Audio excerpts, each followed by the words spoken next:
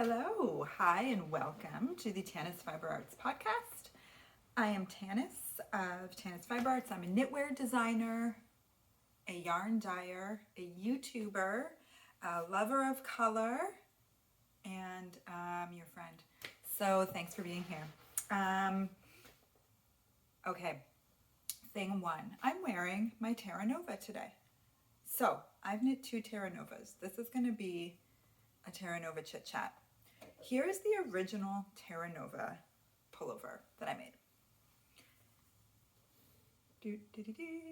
So the details, the cable that's knit top down, the cable starts in the raglan shaping, goes all the way down the side, and then does a 90-degree flipper flopper and goes across the hem, and then it's also on all the edgings, the neckline and on the cuff, or if you need the short sleeve version here. So I have some kind of fun tidbits to share with you about this. The reason I'm sharing with you today is because I just sent out an update. This is an older pattern that I hate that. It's like maybe like 2 years old at this point, which is like ancient in knitting, right? It's like, who would have thought such a slow craft like knitting would be subject to like the fast-paced consumerism of the world? But it's like, if a pattern is published 2 years ago, it is so old, right? Anyway, I don't like that. I don't like that one bit. So we're talking about it today like it's brand new. But what happened is this: I just updated the pattern. I just made the pattern better for you. So the pattern has, I knit my original sample, my original vision, in a gorgeous merino yak silk DK weight yarn called Luxe Yak Silk that we used to carry, which we no longer stock, unfortunately. I really love this base, but I bought it from a US manufacturer, and with the dollar, the tariffs, the importing, the blah, blah, blah, blah, blah, it's just not possible to stock this yarn anymore for us, which sucks. But I also knit it after I finished that version. I knit it in our willow yarn, in our willow DK. So this is a silk linen blend. I knit the exact same pattern, no changes, same size, everything. The only change, obviously, is that I omitted the sleeve instead of, but it's not a mod. I mean, it's a mod to not knit the sleeve.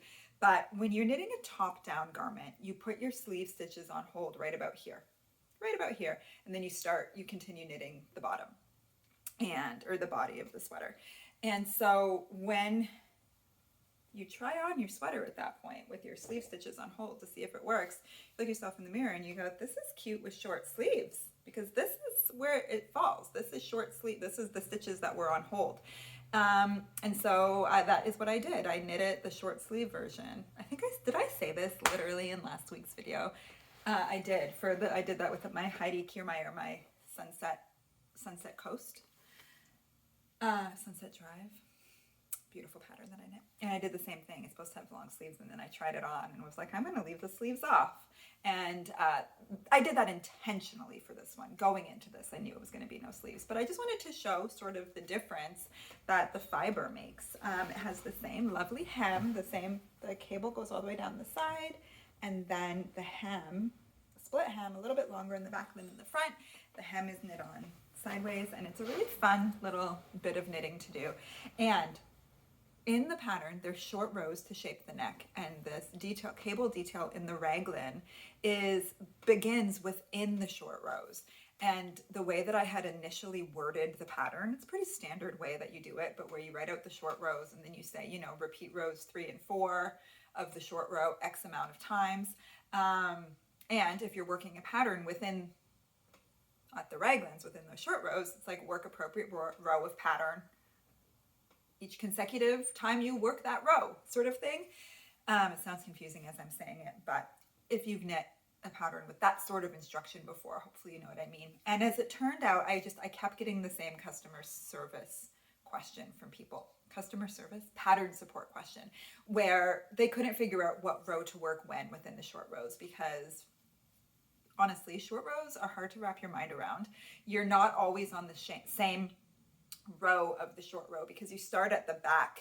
So you work, this is row 1, and then like you're doing your second row of this whole front sleeve section before you've even started coming back around this way. And so it's confusing. And so I've updated the pattern to include a row by row breakdown of all the short rows, when to cross the cable, so that there's no more, you don't have to keep notes yourself and figure out when to cross and what to do.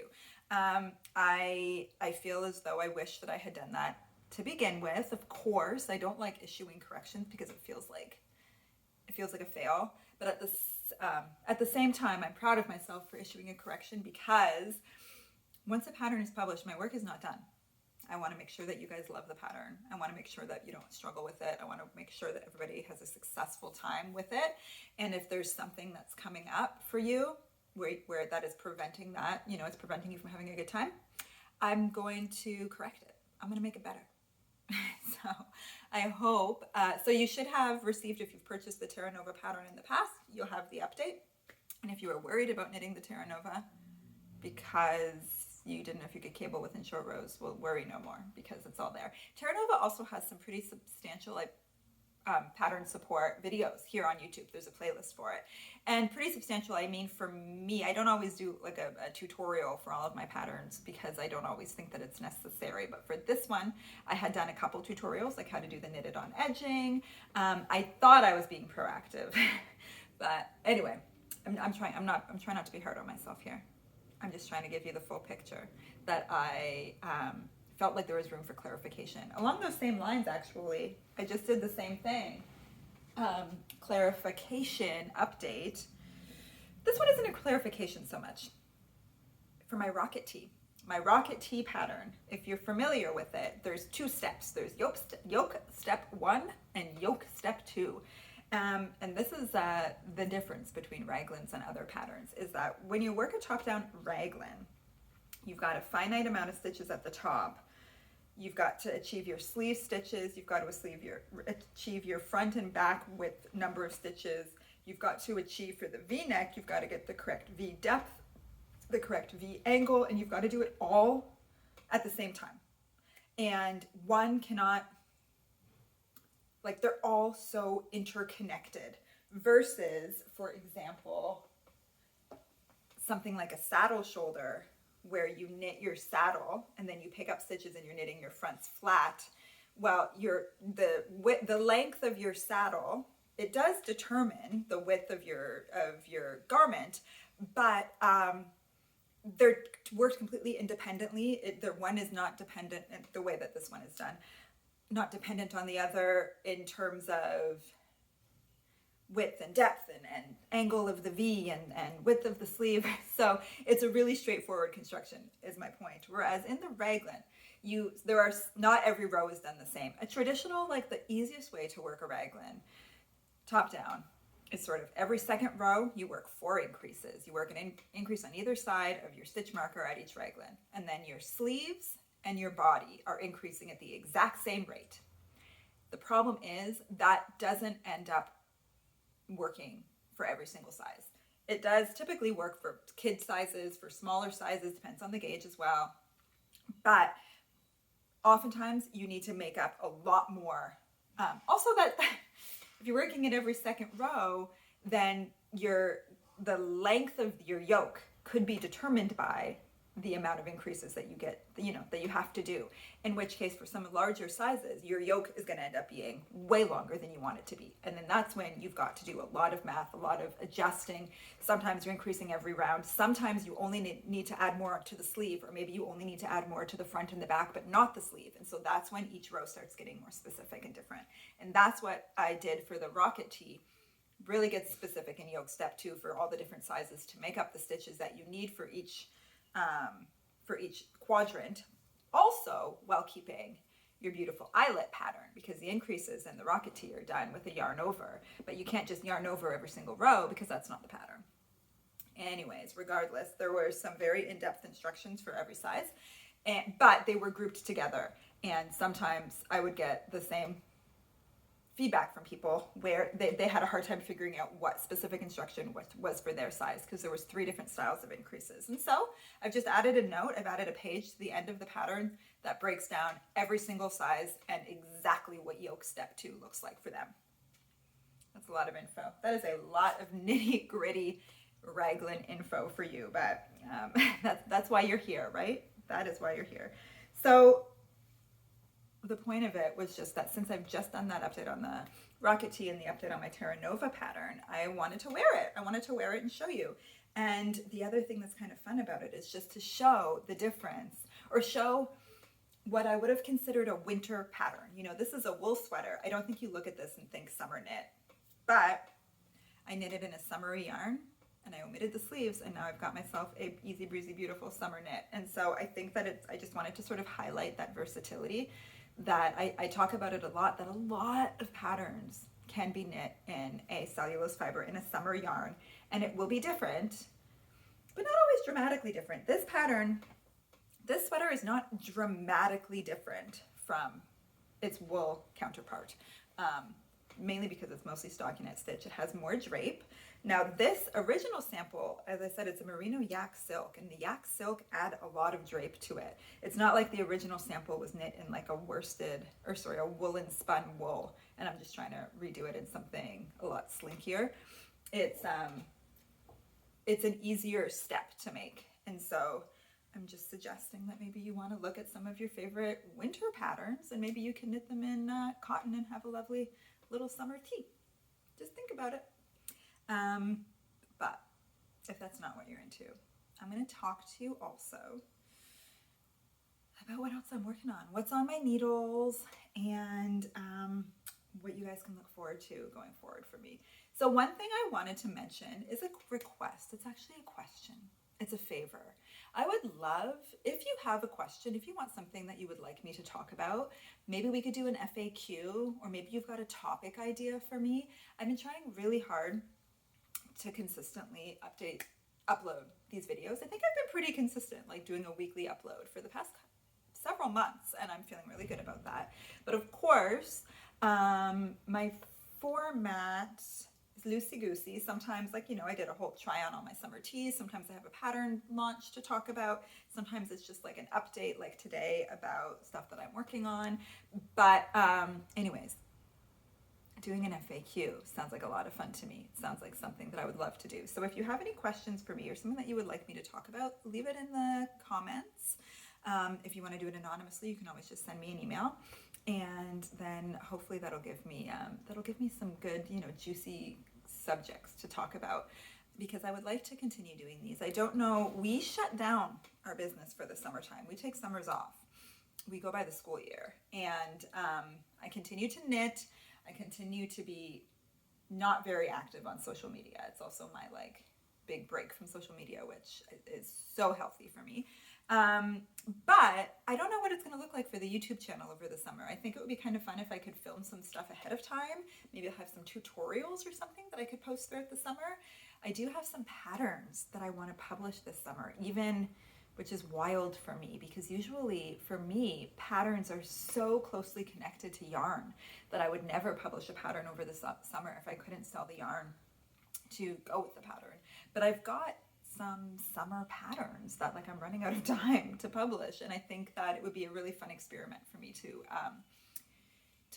just sort of let my designer side continue to exist, even if the yarn dyer portion is shut down. Anyway, so leave me your ideas. Let me know what you'd love to see from me going forward. And I'm just going to do my best to keep doing what I'm doing.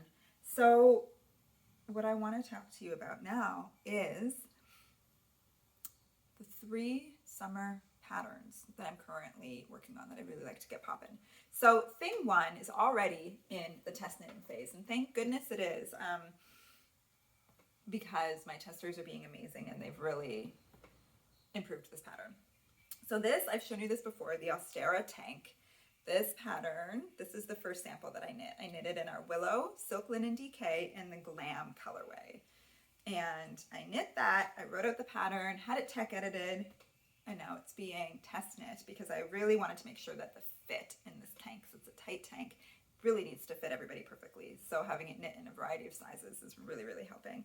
And while I was getting questions and feedback from the test knitters, in order to really wrap my mind around it and be able to give them really good answers, I decided to just knit another one. So I grabbed, this is actually yarn that I reclaimed from another tank that I knit last year that I didn't wear once. It's our Mona Lisa colorway in the Willow DK, and it is so gorgeous.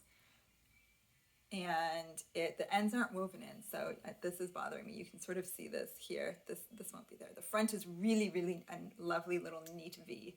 Yeah, so I'm knitting another Austera tank for myself in our Mona Lisa colorway, and I was able to work out any kinks in the pattern while I was doing that, and so now everything is smooth sailing. So the funny thing about this, though, is I always do this. This color, and I've done this in summer knits before, this color would look so fabulous against a tan, okay? That's what I'm thinking to myself as I knit it. Now, two things. I try not to tan too much. I spend my summers at the beach, so I do get a little bit of color. I am somebody who's able to tan. I don't really burn, but I try not to. Like, I also spend my summer at the beach under an umbrella with a hat and a long sleeve beach cover up on. So it's like I'm not actually getting that much color. And I'll tell you what, against my pale, pale white skin, it doesn't give me the like bronzed goddess summer beachy tank that I always think it's going to. I did this before with a summer knit. I knitted in our sand colorway, which you can picture what sand would look like. And you know what it looked like? It looked like parchment. It looked like the color of my skin. And I was like, this isn't what I was expecting. I thought if you put that against tanned skin, like it would be just stunning, but that's just not. I'm the most tanned in like September, October. I feel like I should be tanned now because I'm feeling summery now. I'm enthusiastic about summer now, but I'm just not. So anyways, this has been a real eye-opener, but I still think it's going to look fabulous. I'll wear it throughout the summer. And I knit this in a size smaller than my first one, just to knit multiple sizes.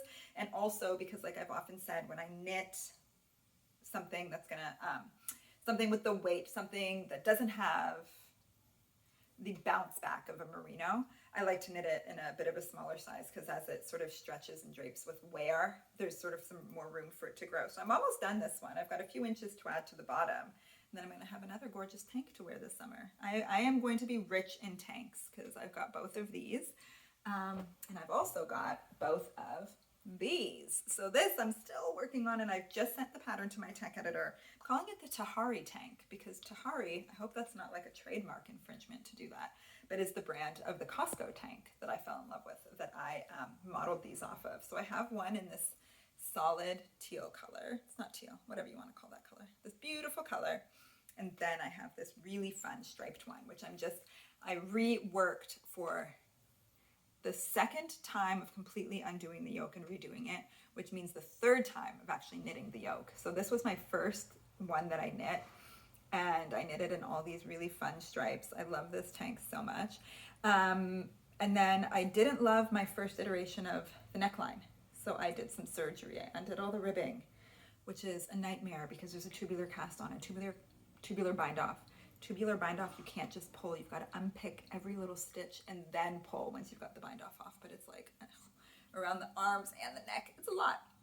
And then I cheated for this one. This won't be like the main pattern photo because the main pattern, it's knit top down, and so you're working increases. What I did is I picked up the stitches here and then I just knit the yoke up. It's just easy. I just thought it was going to be easier. I didn't want to have to graft it back there. I did that the first time, and it was just kind of a lot of work. So I decided to cheat and do that. But then you can see decreases here, whereas on the final official version of the pattern, there won't be those visible decreases, which is kind of a bummer. But anyhow, I did that and I fixed the neckline. I've done the ribbing. I just have one more sleeve to do ribbing on, and I think it's going to be just right, really perfect. It's crazy. There's a lot of ends on this striped one. Those are woven in already. Look at that. Ay, right? So I'm quite excited for this one to be done. So now I have two of these. This is the yoke that I removed. How funny. I just think they're so cute, and I just love the different stripe potential. I'm quite tempted to cast on another one of these, top down as written, no surgery required, and to do it in a really paired back, to do it in like maybe 5 colors instead of the amount of colors that I used here to make thicker stripes. You know, there's just so many. I'm also really tempted to make one that's more like, that's nautical, that's like white and navy, I think would be super cute. I can't wait to see what people do. This also, I'll have a call for testers out for this. If you sign up for my newsletter, if you're interested in testing for me ever, because again, this one, I think fit is really important, and it's, I haven't done a lot of tanks. I'm not super, I'd really like to see them on different sizes before I hit publish, you know what I mean? So that is my current like thing that I'm right in the middle of. My Austera tank is currently being test knit, and that should be ready by the end of this month. I'm already getting a lot of great feedback. There's a racing through it. It'll be ready by the end of the month. And then the next tank I'm hoping to be ready to test knit very, very shortly. So that would be published hopefully in July if all goes well. And I'll have time to knit another one for myself, because I mean, never enough tanks for me. And then the other pattern that I'm really in the grips of at the moment is, I'm calling this my 365 sweater. 365. I could change the name, but I've already tagged it on Instagram in any of the posts that I've featured it with 365. And I'm really just like running away with it. So this is a saddle shoulder construction. This one is a V-neck. It has a short sleeve, and I've knit it in our Willow DK. So it's a DK weight gauge saddle shoulder sweater, top down knit. I've got another one on the blocking boards downstairs right now that is knit in wool. It's a crew neck, same saddle shoulder, and it has long sleeves.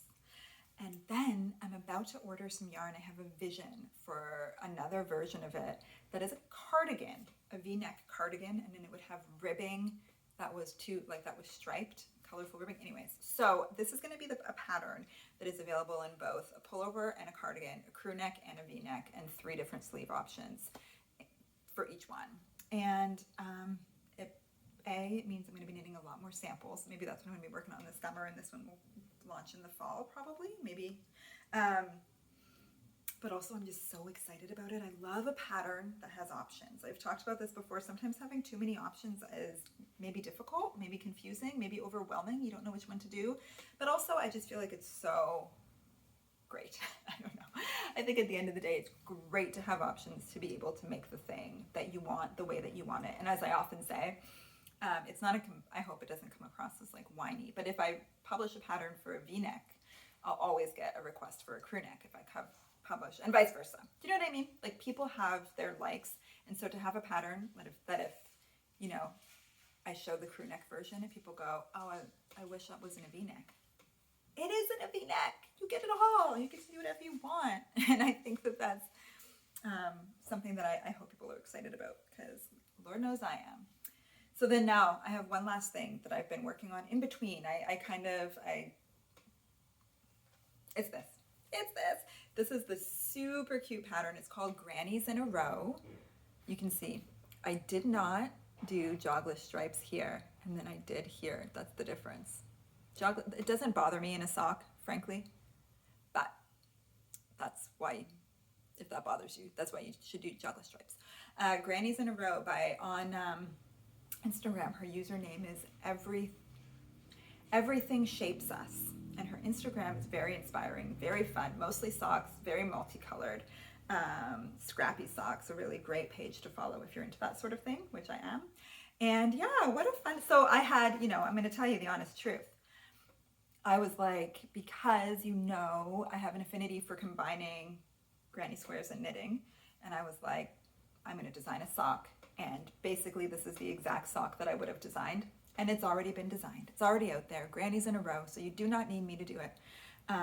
Just get this one, and it's perfect. I mean, there's nothing more. I have nothing to add. So I will try to come up with other ways to add granny squares to socks, but I don't know if I can. So I tried to sort of break my own rules and really just kind of like close my eyes and reach into my bin when picking colors. I'm not thrilled. I like this section more than I like this section, but for this sort of super funky colorful sock, and the other sock, once I eventually make it, is going to be completely different. They're not going to match, right? There'll probably be some overlapping colors, but they're not going to be twins.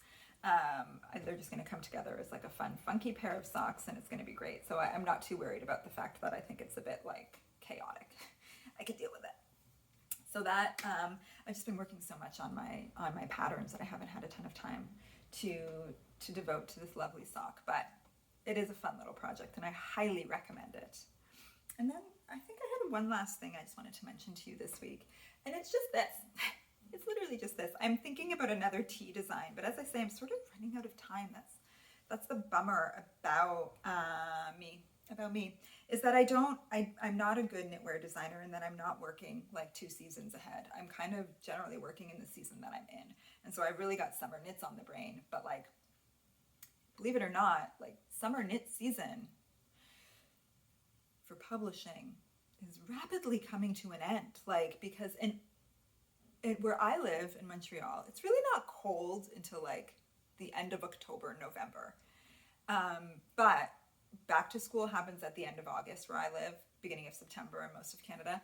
And people are like in fall mode as of the end of August. It's like, oh, it's fall. We're wearing our boots. We're wearing our, you know what I mean? Anyways, and so people aren't really like buying summer patterns at that time of year.